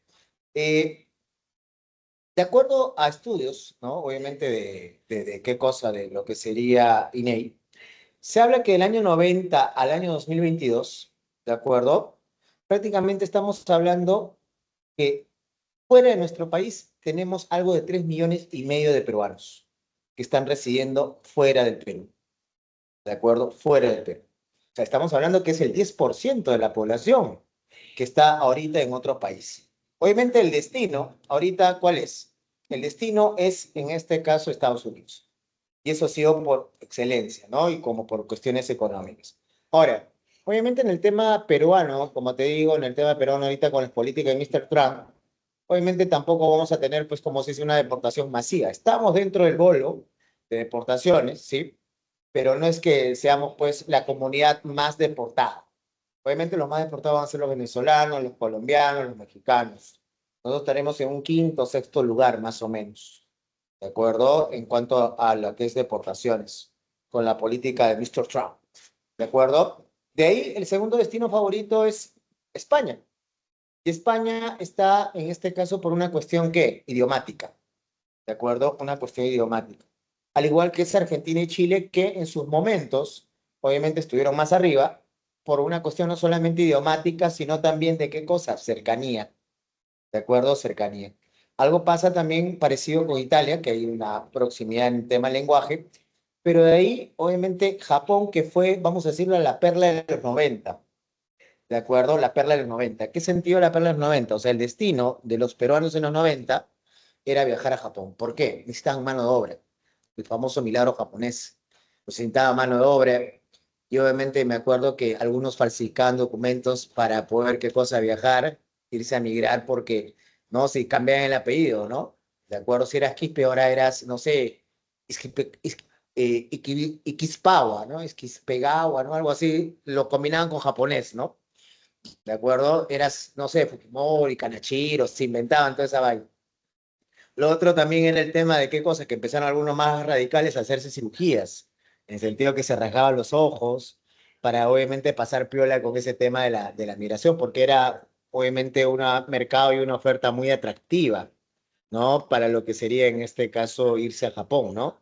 Entonces mucha gente durante los 90 se iba 2, 3 años a Japón, era explotado prácticamente, ¿no? Porque ahí solamente chambeaban y regresaban con ese billete, construían su casa, compraban su carro y, ¿no? Y mandaban a sus hijos a la prepa, ¿de acuerdo? Esa era la dinámica, ¿no? Antiguamente, ¿no? En los 90, ¿ya? Bueno, vamos ahora a la migración externa. Seguimos con la migración externa y vamos a analizar los casos de los peruanos. El rango de edad de los peruanos que residen ahorita afuera, ¿cuánto es? Estamos hablando que el grupo mayoritario son de 30 a 50 años. Mayoritariamente son mujeres. ¿Por qué? La mujer tiene mayor oferta laboral. La mujer puede limpiar casas, puede en este caso cuidar ancianos, cuidar bebés, ¿de acuerdo? Y hacer otra serie más de oficios. Estoy hablando de los oficios básicos. No me vayas a salir con la mononeuralidad de decir, no, el profe es machista, ¿cómo va a decir que una mujer en el extranjero? Ya, por favor, dejen ¿cómo se llama? Sus emociones de lado y seamos objetivos. Es la verdad. ¿De acuerdo? ¿Sí? En cambio, en el hombre, ¿qué pasa? La oferta laboral es un poco más restringida. El hombre mayormente enfoca al nivel de qué cosa, de construcción, ¿no? De construcción y limpieza. Esos son los trabajos que más hacemos. Trabajos técnicos como que, ¿no? Sería un tercer lugar, pero mayormente construcción, trabajos duros, ¿no? Que obviamente los nativos de esos países no quieren desarrollar, ¿ya? Ahora, tenemos que el lugar de nacimiento mayormente son limeños, provenientes obviamente en su mayoría del área rural, del área urbana, disculpa, el área urbana, y mayormente han sido estudiantes, o sea, gente que ya estaba a punto de terminar la carrera o que terminó la carrera y no veía consigo qué cosa, oportunidades laborales, y decidió qué cosa, marcharse, ¿no? Decidió marcharse, ¿sí? ¿Estamos claros ahí con el tema de la migración externa a nivel Perú, de nuestros emigrantes, mejor dicho? ¿Estamos claros o no? ¿Sí? Vamos ahora a la parte extranjera, y esto es lo que obviamente va a llamar consigo más la atención. ¿Por qué? Según la Superintendencia de Migraciones, que es un área dependiente del Ministerio del Interior, ¿de acuerdo? Actualmente en el Perú hasta el año 2023 oficialmente, legalmente, teníamos algo de 1.350.000 inmigrantes. ¿Ya? Ahora, si tú ves el dato antes del 2019, mira, antes del 2019 eran solamente 180.000 inmigrantes residentes legalmente en nuestro país. 180.000. Entre el año 2019 al año 23, mira cómo ha reventado esa cifra, llegando a ser 1.350.000. Estamos hablando condición de legalidad, no ilegales, ¿de acuerdo? No ilegales. Ahora, dentro de todos estos inmigrantes, la mayoría, ¿quiénes son? Ah, ahí lo tienes. La mayoría, ¿quiénes son? ¿Ah? ¿Quiénes son? La mayoría. Ah, Los ¿quiénes? chamillos. Son los chamos, pero los chamos de las chamas, ¿no? Representan el 85,7%. De ahí siguen los colochos, ¿de acuerdo? De ahí siguen, en este caso, ¿qué cosa? Ecuatorianos, gringos, ¿no? Que, bueno, son más hippies que han venido acá a residir, ¿de acuerdo? Pero te estoy hablando de términos legales, ¿de acuerdo? De términos legales, ¿sí? ¿No? Obviamente nosotros, obviamente hasta el año pasado esperábamos que vinieran las argentinas, ¿no? Pero bueno, que ya vino Milei, arregló la situación y ya no van a venir, ¿no? Bueno, también estábamos esperando las ucranianas, pero no han llegado las ucranianas, pues, ¿no? Entonces ahorita solamente quedan las chamas, ¿de acuerdo? Y así, o sea, también hay colochos, ¿no? El problema es que el tema de la inmigración, y no es por pecar de xenófobo, es que ahorita, ¿qué pasa? En la corriente migratoria chama, ¿sí? Han habido dos, ¿cómo se dice? Dos olas. La ola del 2017 hasta antes de la pandemia y la ola de la post-pandemia. En la ola de la anterior a la pandemia, la prepandemia, ¿qué pasa? Del 2017 al 2020 fueron los chamos que llegaron más instruidos, ¿de acuerdo? Chamos más instruidos. ¿De acuerdo? Gente que había sido ingeniero, que había terminado la universidad, o sea, clase media, ¿no? Yo me acuerdo que en mi edificio teníamos un portero, que era el conserje también, que era venezolano. Entonces un día conversando con el pata me dice, yo estudié ingeniería de sistema, estudié matemática, estudié ingeniería de sistemas, tengo maestría en tal. Y el pata estaba limpiando un edificio. ¿No? Porque obviamente me dice, oye, pero yo quisiera enseñar, pero tú tienes que convalidar tus estudios, o sea, traer toda tu documentación de donde, Venezuela, y convalidarla acá en el Perú, no sé cuánto te salga la gracia, le digo, si no yo te podría dar la mano, ¿no? Entonces, eso es, ¿no? Pero el problema, ¿dónde está? En la segunda ola, la pospandemia. Lastimosamente ahí llegaron todos los hijos de Chávez, ¿sí? Los hijos del chavismo, ¿de acuerdo? O sea, disculpen el término, la comunidad venezolana que me esté viendo, ¿de acuerdo? Vino la lacra. La gente parásita que está acostumbrada a que obviamente, ¿qué cosa? El gobierno le dé de todo, ¿no? No estoy hablando de la mayoría, sino estoy hablando de una, vamos a decirlo así, un porcentaje que era la lacra y que obviamente también trajo consigo ahorita lo que estamos viendo, el famoso Tren de Aragua y otras bandas criminales, que no solamente se dedica al tema de la extorsión, del sicariato, sino que lastimosamente también traen consigo este tema de la trata de blancas, ¿no? Y en el cual pues el gobierno, pues los gobiernos, ya, que hoy ha habido del 2020 al 2025 prácticamente no han hecho nada, pues, por controlar todo esto. Y mira la situación en este caso de violencia. Como te digo, son algunos, no son todos. Así, querido mononeuronal, métete tu lengua, ya sabes dónde, ¿ya? ¿De acuerdo? Muy bien. Vamos a la organización del espacio urbano y rural, ¿de acuerdo? En la organización del espacio urbano y rural, ¿qué es lo que pasa? Según el INEI, habla consigo qué cosa, del siguiente criterio para clasificar un espacio urbano y un espacio ¿qué? Rural. El centro poblado urbano es aquel centro que tiene 100 viviendas contiguas, así, juntitas, ¿de acuerdo? Y además cuenta con todos los servicios básicos y mayormente las actividades económicas que se dan ahí son del sector secundario y terciario. Estamos hablando de industria, comercio principalmente. En cambio, el centro poblado rural, escucha, tiene dos condiciones. Uno, sean más de 100 viviendas, pero ¿qué? Dispersas, ¿sí? ¿De acuerdo? O sea, en tu vivienda hay una separación, no sé, de 500 metros, 1 kilómetro. O haya menos de 100 viviendas, pero contiguas. Ese es un centro poblado rural. Ahora, en cuanto a los servicios básicos, no lo tienen. Tienen luz, pero no tienen agua. Tienen luz, pero no tienen desagüe. Tienen agua, pero no tienen desagüe, pero tienen luz. O sea, es eso. ¿Entiendes? Eso es lo que pasa con un centro poblado, ¿qué cosa? En este caso, rural.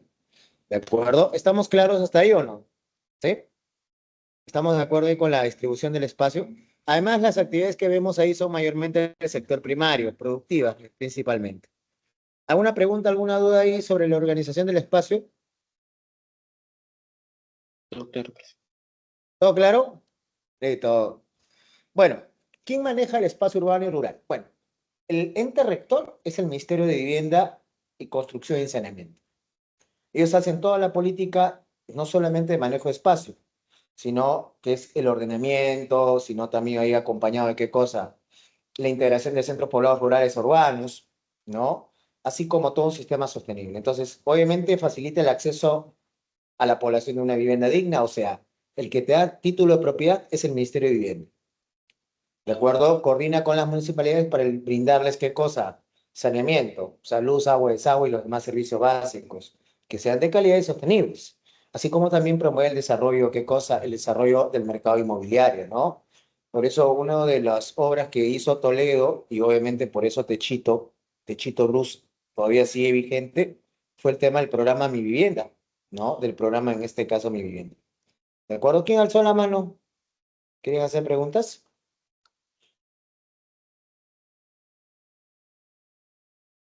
¿Alguna pregunta hasta ahí? ¿Todo está claro? Todo claro, profe. Listos. Ahora, respecto a las municipalidades, ¿qué hacen las municipalidades? La municipalidad, obviamente, ¿qué pasa?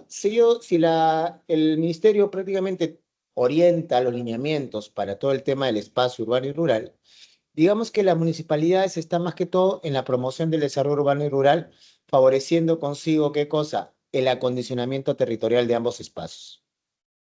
¿Ya? Obviamente está el tema de la renovación, trata en este caso de validar todo lo que es el patrimonio histórico, cultural y paisajístico, y obviamente esta tarea lo hacen junto con ¿quién? Con, en este caso, los gobiernos regionales. ¿De acuerdo? ¿Sí? Entonces, para que me entiendas, el que te da el título de propiedad es el ministerio, pero ¿quién es el que administra, maneja, el que otorga las condiciones para que tu espacio sea el adecuado? Lo hacen las municipalidades. ¿Ya? Por último, tenemos el IDH, el Índice de Desarrollo Humano, que es un indicador cualitativo que mezcla tres indicadores. Uno sería el nivel educativo de la población, la esperanza de vida y el ingreso per cápita por población. Todavía en el Perú, hasta el 2021-22, todavía estamos en la categoría alto, estamos en el puesto 84, ¿de acuerdo? Hemos subido del 86 al 84 a pesar de todas estas crisis, ¿de acuerdo? De todas estas crisis que vivimos. Y ahí les dejo en este caso las claves. ¿Alguna pregunta, alguna duda? ¿Alguna pregunta, alguna duda?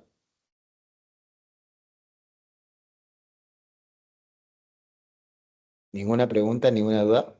Confirmen. Todo bien. Listos. Muy bien, voy a dejarlos con un video mientras hablando en este caso de Cívica, ¿de acuerdo? Voy abriendo el archivo de Cívica, ¿de acuerdo? Sí. Y ahí nos concentramos en Cívica. Hoy ya nos toca hablar sobre los órganos constitucionales, en este caso autónomos, ¿de acuerdo? Ya, ratito.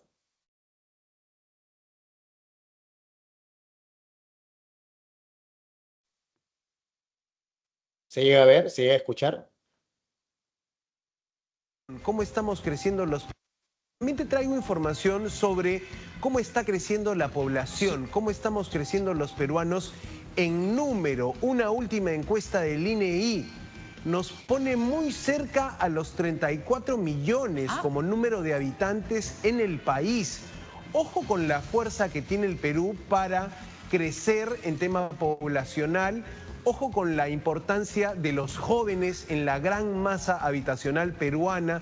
Sigue siendo el joven peruano ese grupo de población más grande en todos nuestros habitantes, pero también está creciendo la edad promedio del peruano. Cuando los estadísticos hacen este tipo de registros, dicen, a ver, ¿qué edad tiene el Perú, no? Claro.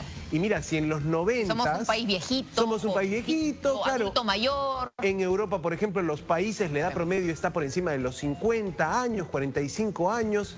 En los 90 en el Perú, la edad promedio estaba entre los 24 o 25 años. Muy jóvenes. Gente muy joven.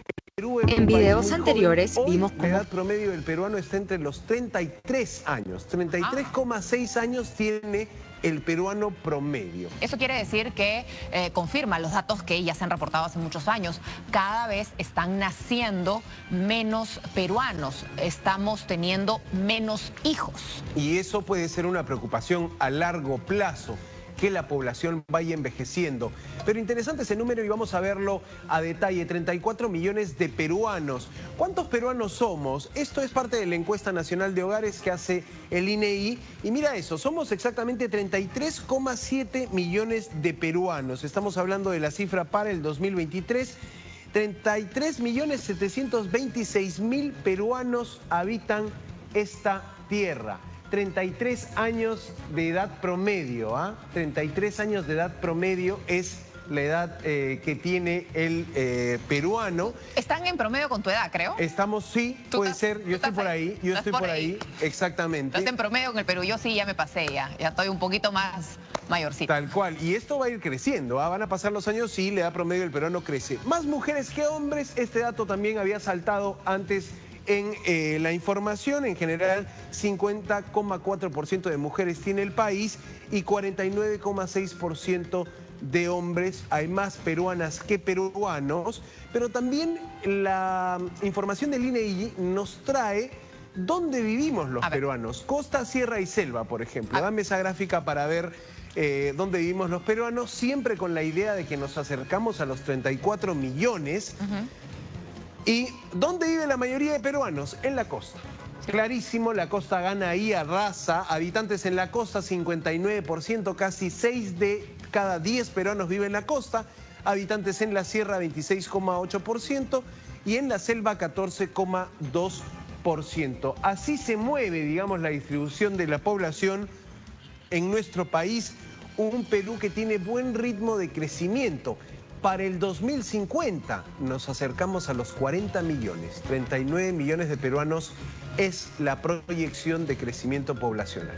2050, y eso es importante porque todos los esfuerzos sobre desarrollo, sobre habitabilidad, sobre transporte, deben centrarse, porque de nada sirve, cada vez lamentablemente en la situación en la selva se hace para mucha gente invivible porque la conectividad es mala, porque las carreteras, las formas de transporte, se hace muy difícil realmente poder vivir allí y tener las mismas oportunidades que alguien en la costa. Sí, es correcto. Y ya te digo que en la costa también hay un alto índice de subdesarrollo, sobre todo en el acceso al agua. Ayer conversábamos con el congresista Jorge Martí Corena, que está en Ica.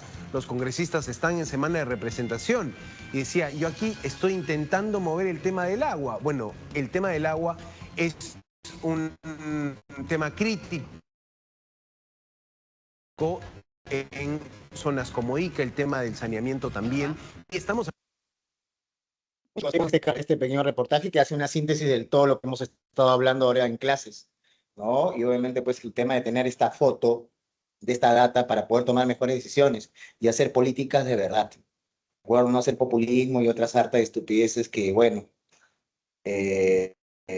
estupideces de la famosa frase, ya no más pobres en un país rico, ¿no? Así que dejen de estar creyendo, obviamente, en frivolidades y en floros mononeuronales. Vámonos a la siguiente. ¿Y dónde te llevo ahora? Te llevo a Cívica, ¿de acuerdo? Y bueno, en Cívica, ¿de qué nos toca hablar ahorita? De los órganos constitucionales, en este caso, autónomos. ¿De acuerdo? Sí, los órganos constitucionales autónomos. ¿Qué cosa es un órgano constitucional autónomo? Bueno, es un órgano creado por Constitución, ¿de acuerdo? Sí. Y que obviamente es un órgano especializado, ¿de acuerdo? Que está al mismo nivel de los poderes, por si acaso. ¿Ya? Es un órgano creado por Constitución, obviamente tiene su ley orgánica que en Constitución establece consigo sus funciones. Está al mismo nivel de los poderes, pero un detalle, aparte de lo que es especializado, es autónomo, o sea, ningún otro poder ejerce injerencia en ellos, ¿de acuerdo? En sus decisiones, obviamente totalmente especializados. Entonces, ahí tenemos obviamente los principales órganos constitucionales como Contraloría, Banco Central, tenemos Superintendencia de Banca y Seguros, tenemos lo que sería Tribunal Constitucional, Ministerio Público, Defensoría del Pueblo. También estamos hablando de lo que sería la Junta Nacional de Justicia y los órganos del sistema electoral como el Jurado Nacional de Elecciones, la OMPE y obviamente el RENIEC. ¿De acuerdo? El RENIEC. Entonces, ¿hasta ahí alguna pregunta sobre los órganos constitucionales autónomos?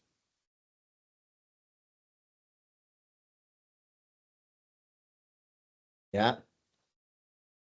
Ahora, vamos a empezar con el primer órgano, que es la Contraloría General de la República. Es el órgano, vamos a decirlo así, el órgano rector del sistema de control. ¿Ya? ¿De acuerdo? Que tiene autonomía administrativa, funcional, económica y financiera. Obviamente lo que hace consigo la Contraloría es supervisar la ejecución transparente del presupuesto de la República, así como también las operaciones de deuda pública. ¿De acuerdo? De deuda pública. ¿Está a cargo de quién? Del Contralor General de la República, que es designado por la Comisión Permanente del Congreso por un periodo de 7 años. Y obviamente, ¿qué pasa con el Contralor o la Contraloría? Sus funciones están más relacionadas a qué cosa? La legalidad del ejercicio de la ejecución del presupuesto, o sea, que esté dentro del marco de la ley, que todas las operaciones sean lo más transparente posible, ¿de acuerdo? Y no solamente a nivel gobierno nacional, sino a nivel de gobierno local y regional. Las operaciones de deuda pública, o sea, ¿por qué, vamos a decirlo así, San Marcos pide incremento de presupuesto? ¿Qué es lo que ha pasado? Entonces, cuando hay algo, entonces hay algo sospechoso. Entonces, tenemos que ver en qué se ha gastado para poder, ¿qué cosa? Ver consigo esto, ¿no? Entonces, como te digo, todas las instituciones del Estado están sujetas a qué cosa? A control. Ahora, el problema de la Contraloría es que sí, te evalúan, te supervisan, pero no tiene la función sancionadora. Si encuentra alguna irregularidad en un funcionario, en una entidad, en cuanto a malos manejos presupuestales, lo máximo que puede hacer es una denuncia ante el Congreso o ante, ¿qué cosa? Ante el Ministerio Público, porque no tiene esa capacidad sancionadora por ley. Ya el Congreso, el Ministerio Público podrá, ¿no? Ver hoy qué pasó, ¿no? Con el billete y todas esas cosas. Entonces solamente tiene esa función de supervisión, nada más. ¿Está claro? ¿Está claro con la Contraloría? Habla. Sí, profe. ¿Sí? Entonces, en otras palabras, la Contraloría sería el auditor del Estado, ¿no? Que se encarga de supervisar de que todo esté, en este caso, correcto. No, vamos al Banco Central de Reserva. Obviamente está constituido por un directorio, ¿sí? De acuerdo, un directorio de 7 miembros, de los cuales 4 son elegidos, en este caso, por Presidencia de la República y 3 en este caso son por Congreso, ¿de acuerdo? La finalidad de este órgano, ¿cuál es? Preservar la estabilidad monetaria, ¿de acuerdo? Entonces, obviamente, lo que busca consigo es el Banco Central, es que nuestra moneda no se devalúe, ¿de acuerdo? Que se evite este tema de la inflación. Por eso que trabaja de manera conjunta ¿con quién? Trabaja de manera conjunta con el Ministerio de Economía, con SUNAT y otras instituciones para asegurar consigo esta estabilidad. ¿Qué cosa? Esta estabilidad monetaria. ¿De acuerdo? ¿Ya? Entonces, ahorita pues la figura destacada que prácticamente es el que mueve todo el barco en la economía peruana, que vendría a ser en este caso Lord Julio Velarde, que prácticamente por casi 30 años está en gestión, ¿sí?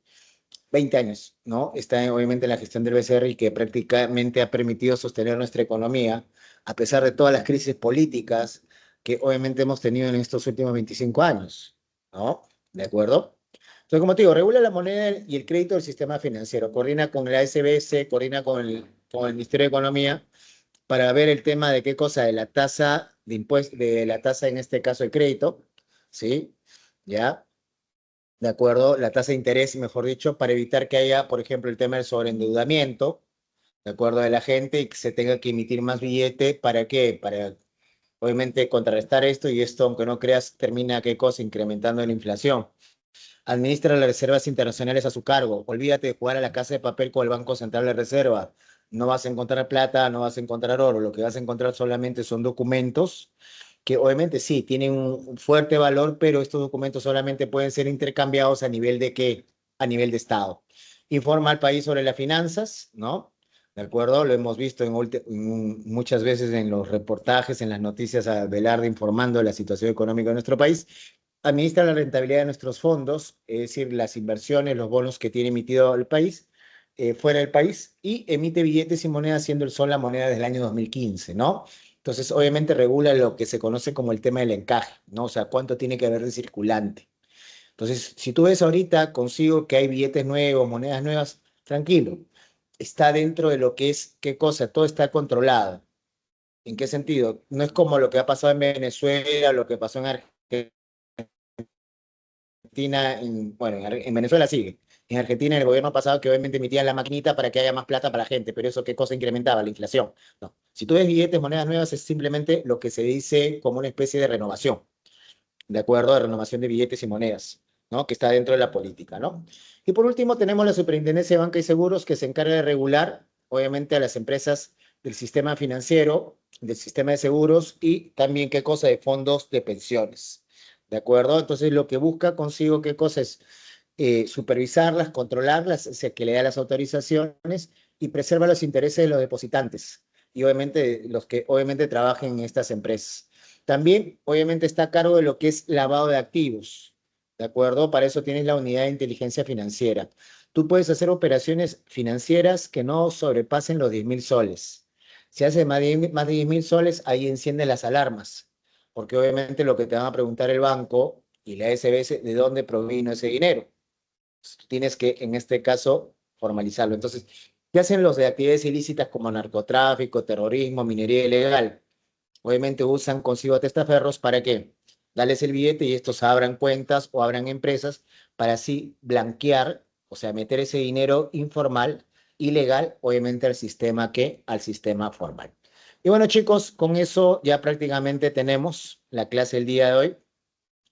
Ahí les dejo las claves. Conmigo será hasta la próxima semana a la misma hora en el mismo canal. Cuídense. Si tienen alguna pregunta, alguna duda, aprovechen estos 5 segundos que me quedan. Si no, ya me voy. ¿De acuerdo? ¿Sí? ¿Estamos claros entonces ahí? ¿Sí? Listos. Sí, profe. Nos vemos, batería. Chao. Chao, profe, cuídese. Hasta luego, profesor, cuídese. Chao, gracias.